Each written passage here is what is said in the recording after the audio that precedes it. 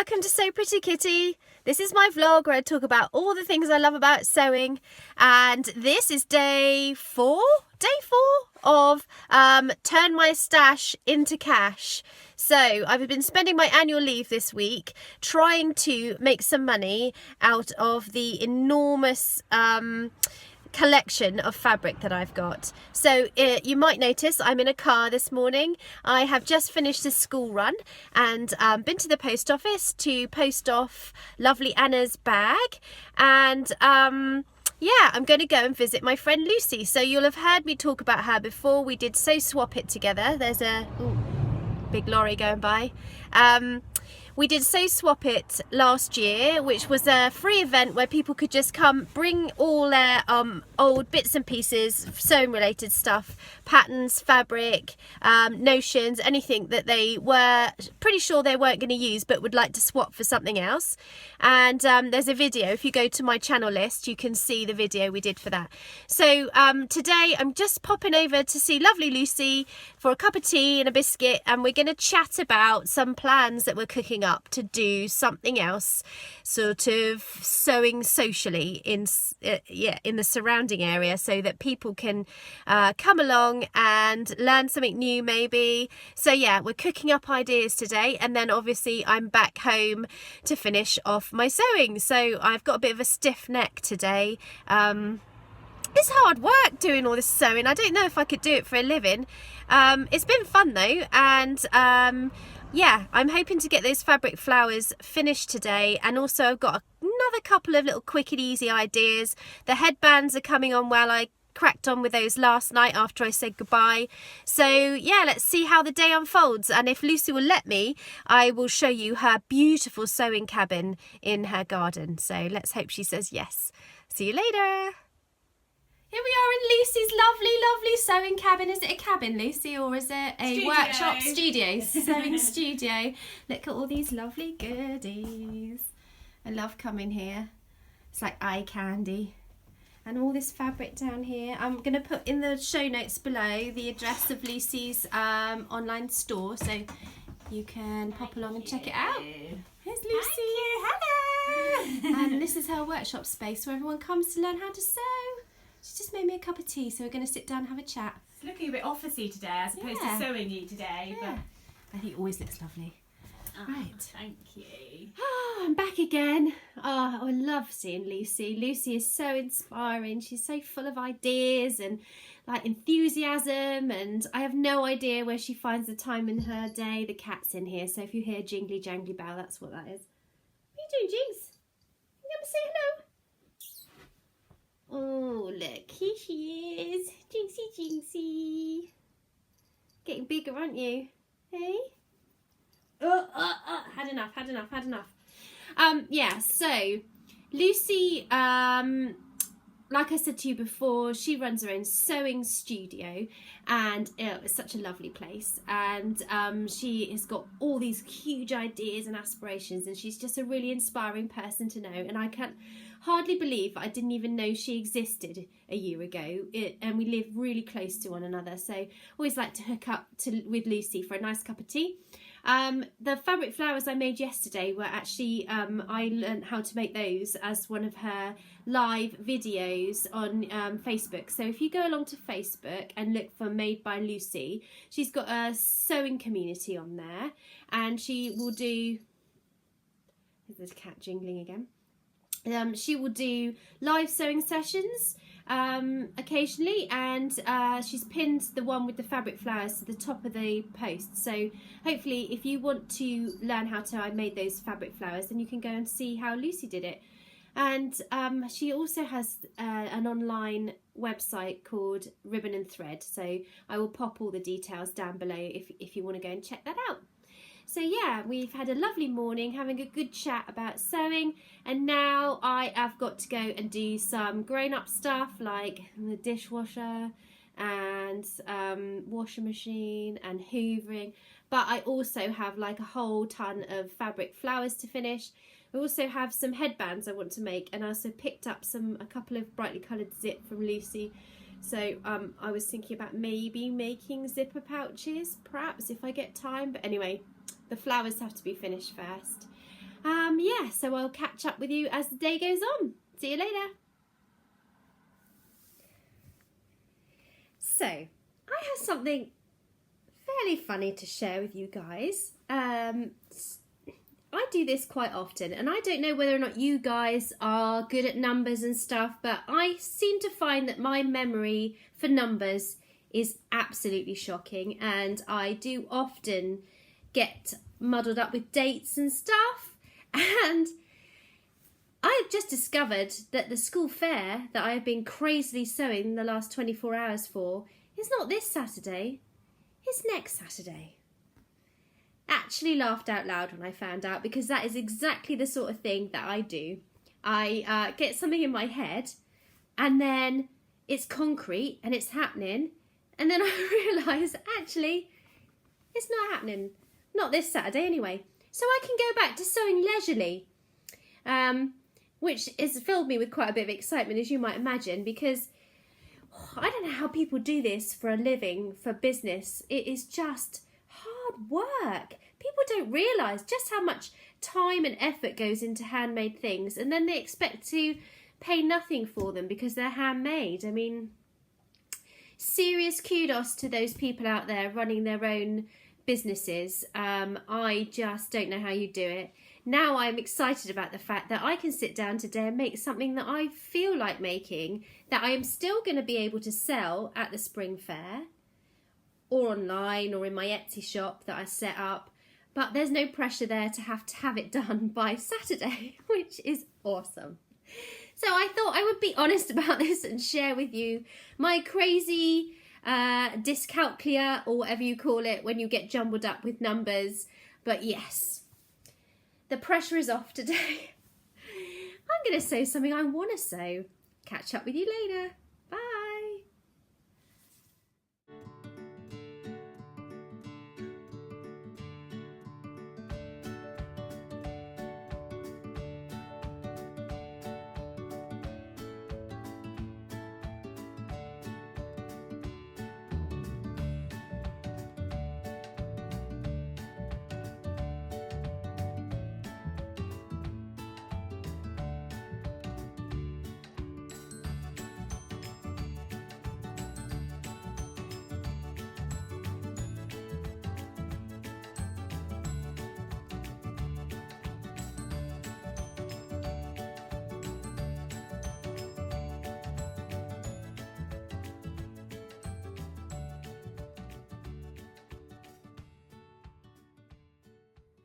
Okay, so I promised you guys I would show you how I get the lettering onto my bags, and this is the Brother Scan and Cut, which actually belongs to my mum. Thank you, Mum. She's let me borrow it. She's had it for quite some time, so there's newer models out there, but this is the Scan and Cut CM600.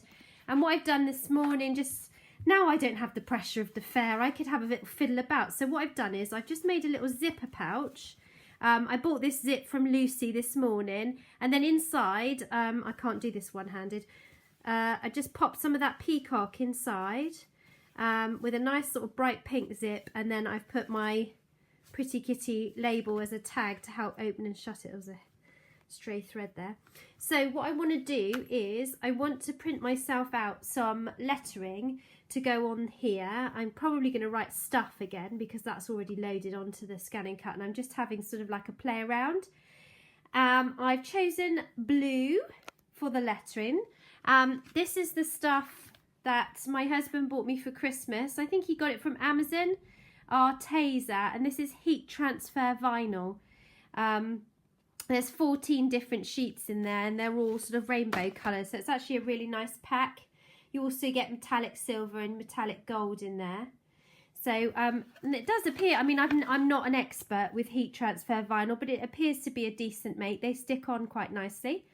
And then over here, the Scan and Cut's all sort of set up ready for it to go. So what I'm going to do is I'm going to program it to say what I want it to say, and then I'll record again to show you when it cuts out.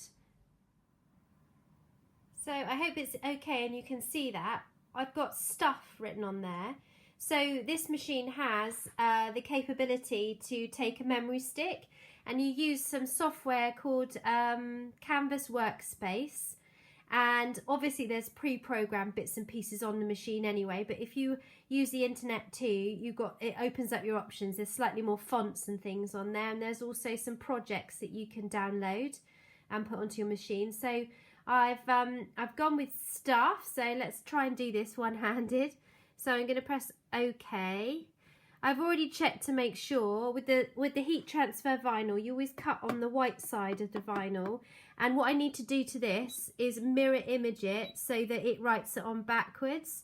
So I'm going to go in here and then turn it around the other way.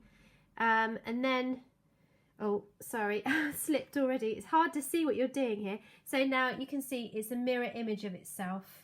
And then the next thing I'm going to do is scan in the vinyl so I can see where I'm going to place the word in order to cut it out. So hopefully that'll work. I'll come back in a sec. So you can see there I've got my word stuff, and it's a mirror image, and I've set the blade to only cut half the way through this vinyl so it doesn't cut the backing, so that I can peel it off. And then all that left to do is to press go. So this is hard to do when I'm holding the camera at the same time, but here we go. I'm going to cut it so you can watch the machine working here.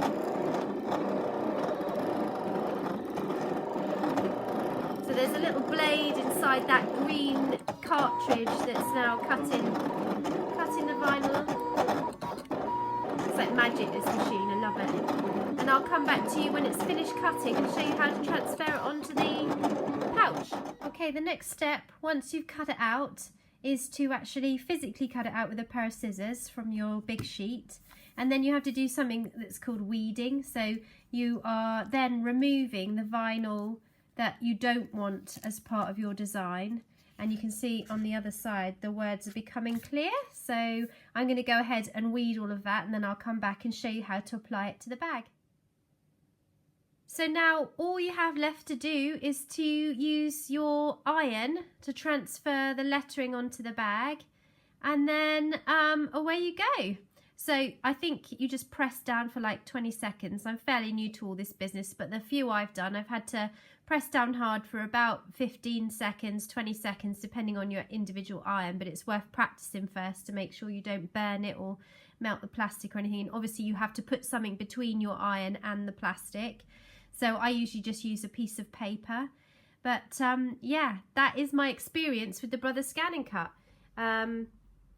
It's a great little machine. I know that some people prefer the Cricut or the Cricut, but this one you can actually scan other things into the machine. So images that you get from anywhere, you can scan in and it will cut them out. And I'm only just starting to scratch the surface really with this machine because, like I said, I've only borrowed it from my mum for the last couple of weeks, but I'm having lots of fun with it. Now, looking at that blue against that pencil case, I'm thinking I might go for silver writing because otherwise it's not going to shine up very much. But that's fine because I can keep that sticker. I'll put another piece of plastic over the top just to protect it, and I'll keep that one for the next bag that I make, which may be sort of more of a contrasting colour. But I hope that's useful. Okay, I've got to go because it's the school run now. Ah, the day just goes so fast. I'll catch up with you guys when I get back. Back home, Thursday afternoons are lots of running backwards and forwards. The kids have after school clubs. Literally spend my afternoon in the car, but we're home again now. I've got one more trip to make to get the oldest from her theatre club. But I have managed to do some sewing today, and not as crazily fast sewing as I was doing yesterday. Thank goodness. That was a relief to find out that it's not on Saturday, that I have another week. But I did have a mess around. Sorry if you can hear the kids downstairs.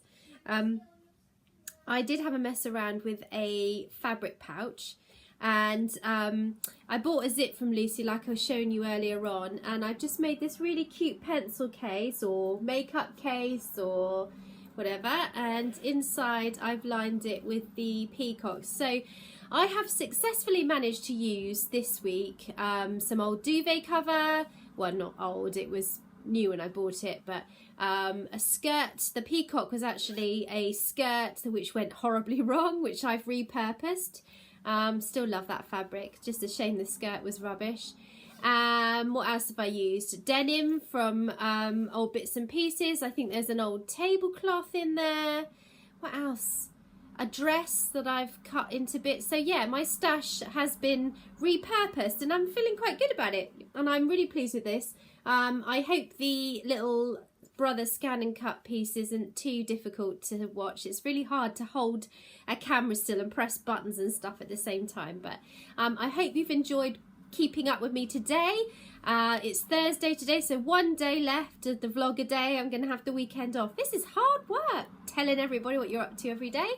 So yes, tomorrow I have a lovely day planned. I'm going to go and meet some friends of mine. We're going to crochet, we're going to drink tea, we're going to eat cake. It's going to be lush. Yeah, so that's brilliant. I will try and take you along for bits and pieces tomorrow. What was the other thing I was going to say? Oh, Lucy has put on her YouTube channel the fabric flower tutorial. If you would like to follow along with that, I'll pop the link or the address down in the drop down box below. Thanks so much for watching today. I'm going to head on now because it's getting dark and there's not much light left, and I'll see you tomorrow for the last day of my vlogger day for Operation Turn the Stash into Cash. Okay, see you later. Bye.